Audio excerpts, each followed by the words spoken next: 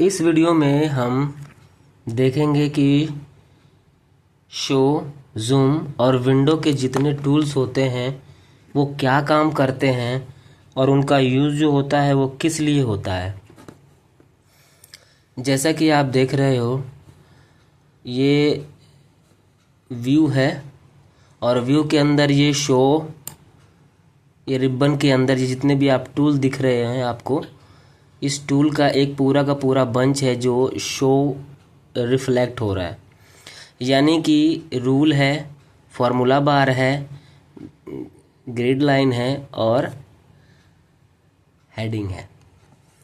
ये क्या काम करता है, इनसे क्या होता है, ये चीज़ हम देखेंगे। इसमें कोई एक्शन है रूल के लिए, वो इस पर एप्लीकेबल नहीं है, तो हम ये चीज़ फ़िलहाल के लिए नहीं देख पाएंगे। ये किसी दूसरे एक्टिविटी पर जब हम करेंगे काम तो आपको देखने को मिलेगा। हालांकि ये हमारे शायद ना के बराबर काम आए, लेकिन ये जो तीन हैं आपके जो दिखाई दे रहे हैं, फॉर्मूला, ग्रिड और हेडिंग। फॉर्मूला अगर मैं चेक और अनचेक करता हूँ तो आप देख रहे हो इसको फॉर्मूला बार बोला जाता है, ये पूरा का पूरा। अगर मैं इसको हटा दूँ तो ये यहाँ से हट रहा है, अगर मैं इसको चेक कर दूँ तो ये आ जा रहा है। सेम यही हेडिंग, इसको हेडिंग बोला जाता है और ये 1 2 3 4, ठीक है, ये हट जाएगा। सेम वे में ग्रिड लाइन, ये जो आप देख रहे थे अगल बगल में ये प्लेन दिखने लग गया अभी आपको, पहले यहाँ पर ये जो रेक्टेंगल टाइप का दिख रहा है इसको ग्रिड लाइन बोला जाता है। तो ये शो का हो गया। इसके बाद आते हैं जूम में। जूम में जैसा कि आप जानते हो, किसी चीज़ को बड़ा करके देखना, जितना आप बड़ा करना चाहो उतना बड़ा कर सकते हो। सेम वे में ये आपको यहाँ पर भी दिखाई देता है, यहाँ से भी प्लस माइनस करके आप जूम इन कर सकते हो, छोटा बड़ा जैसा आप देखना चाहो, ठीक है। सेम वे में आप देख सकते हो ये चीज़, ठीक है। तो मैं इसको नॉर्मल वे में कर दे रहा हूँ, ठीक है। अब आते हैं विंडो पे। विंडो में क्या चीज़ है, मुझे अगर नया विंडो ओपन करना हो तो मैं यहीं से ओपन कर लूँगा, ठीक है। यहाँ से नया विंडो आ जाएगा।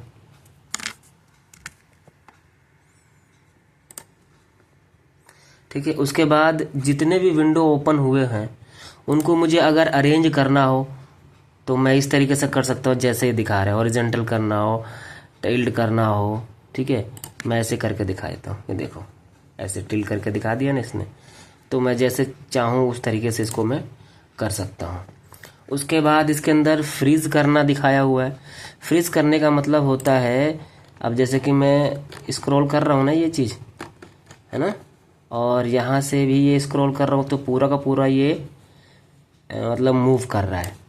अगर मैं चाहता हूँ कि यहाँ से ये पूरा का पूरा फिक्स हो जाए तो ये फिक्स हो जाएगा, ये देखो, है ना, और यहाँ से ये हिस्सा फिक्स हो जाएगा इस तरीके से, जबकि पहले नहीं हो रहा था। तो ये फिक्स करने के लिए काम आता है।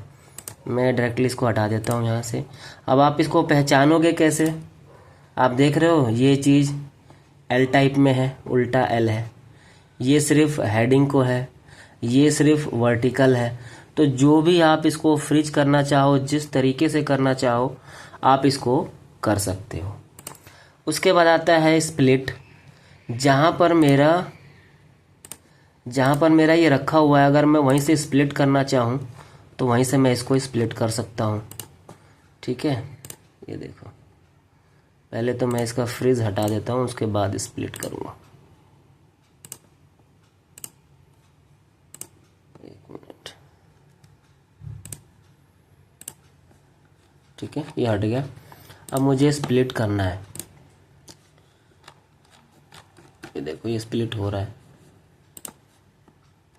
हालांकि स्प्लिट जो है वो एक ही शीट को दो भागों में डिवाइड करने के लिए यूज़ किया जाता है, ताकि आप टाइपिंग उसको देख करके कर सको।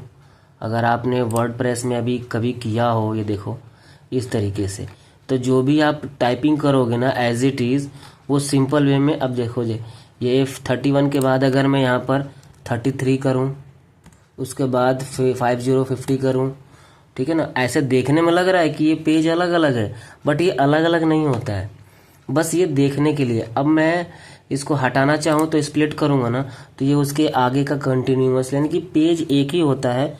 स्प्लिट करके ये दिखाने की कोशिश करता है कि आप जो भी टाइपिंग कर रहे हो ना, वो इक्वल वे में नीचे सही आ रहा है, वो बस देखने के लिए होता है। सेम वे में अगर मैं, ये हाइड है, अब हाइड क्या होता है, अगर मैं इसको हाइड करूँ ना तो गायब हो जाएगा। मान लो मैंने ये एक शीट ओपन किया, इसका नंबर है B1, ठीक है, और मैं इसको कर देता हूँ हाइड। अब ये पूरी की पूरी जो शीट है ना, ये गई, पहले आ रही थी अब नहीं है। अब मुझे दोबारा से अनहाइड करना है, तो मैं यहाँ जाऊँगा, ये देखो बुक 1। कभी भी इस तरह का अगर आप एक्शन लेते हो तो सोच समझ कर लेना। कई बार लोग इस तरह का एक्शन ले लेते हैं, लेकिन वो फिर सारा का सारा मामला गड़बड़ा भी जाता है। तो ये चीज़ ध्यान रखने वाली बात होती है।